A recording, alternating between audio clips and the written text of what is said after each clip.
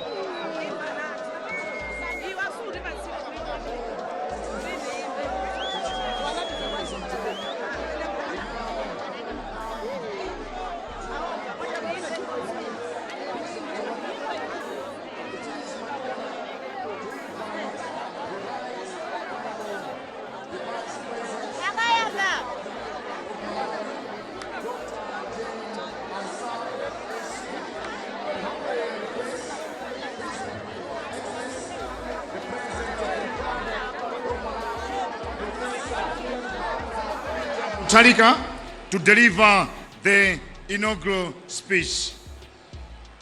Your Vice President. Thank you very much.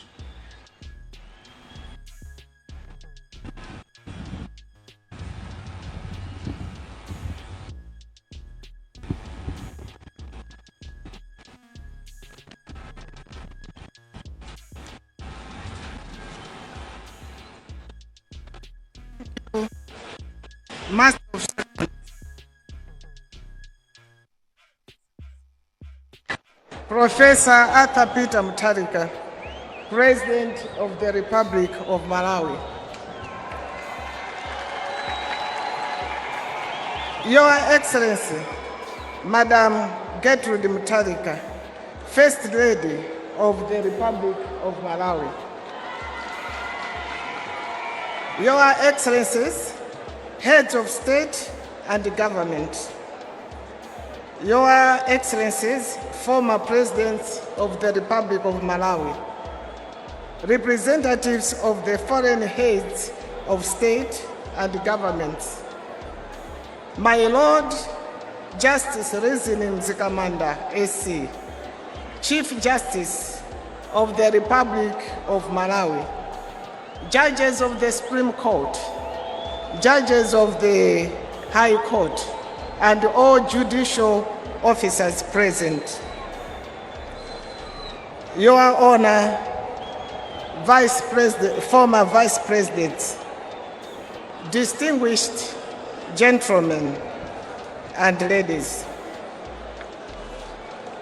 my responsibility this afternoon is to invite His Excellency Professor Peter Mutharika to give his inaugural address. But before I do that, allow me to say one or two things. To begin with, I would like to thank the Almighty God for what He continues to do for Malawi as a nation.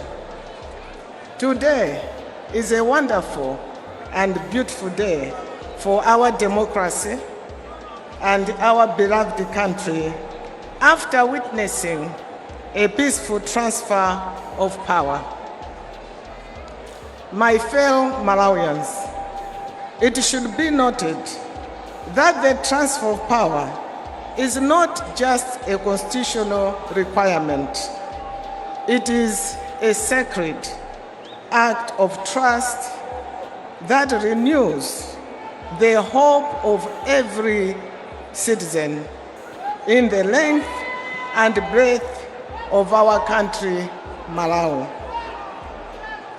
That is from Nsanje to Chitipa, Salima to Mchinji. Today, we stand at the threshold of a new chapter in which it has pleased the Most High God to recall to the service of this nation Professor Arthur Peter Mutharika to serve as the 7th President of the Republic of Malawi. He is a man whose dedication to national unity, peace, and prosperity is unwavering. A man who respects and endeavors to realize all the 3 generations of human rights for Malawians. These human rights are the right to vote, the right to a peaceful demonstration, the right to food, the right to housing, the right to development, and the right to a clean environment, to mention a few. We have all witnessed his resilience, his commitment in fighting corruption, and his clear vision for the self-reliant and thriving Malawi. His leadership embodies the promise of a future where every child has access to opportunity and every community can flourish.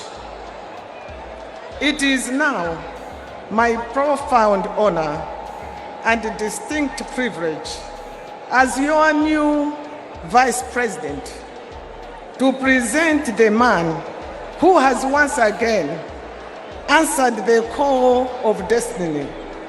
He is the architect of the new dawn, the tireless servant of the Malawian people, and our commander-in-chief.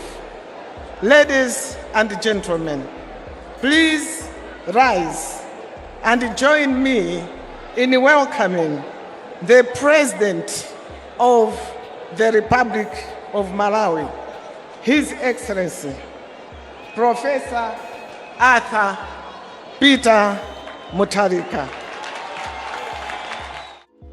Osaiwala kupanga subscribe ku channel ya AMTV Malawi.